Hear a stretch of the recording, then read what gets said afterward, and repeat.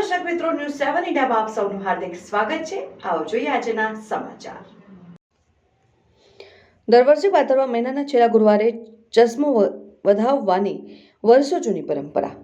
ભરૂચ જિલ્લાના ઝઘડિયા તાલુકાના રતનપુર ગામથી 3 કિલોમીટર દૂર ડુંગર પર આવેલ હજરત બાબા ગોની દરગાહનો ચશ્મો તારીખ 26મીએ ગુરુવારના રોજ પરંપરાગત વાર્ષિક પ્રણાલી મુજબ વધાવવામાં આવ્યો હતો. ઉલ્લેખનીય છે કે આ ચશ્મો 800 જેટલા વર્ષોથી હજરત બાબા ગોર તાતાના વખતથી ડુંગર ઉપર મોજૂદ છે. દર વર્ષે ચોમાસા દરમિયાન ભાદરવા મહિનાના છેલ્લા ગુરુવારે ચશ્મો વધાવવાની વિધિ કરવામાં આવે છે. આ પ્રસંગે હજરત કમાલુદ્દીન બાવા અને દરગાહની જગ્યાના હાલના ગાદી વારસ હજરત જાનુ બાપુના હસ્તે ફૂલથાળી અને નારિયેળથી ચશ્મો વધાવવામાં આવ્યો. ચશ્મો વધાવવાના દિવસે ભરાતા ભવ્ય મેળામાં વિવિધ વસ્તુઓના સ્ટોલ મંડાય છે.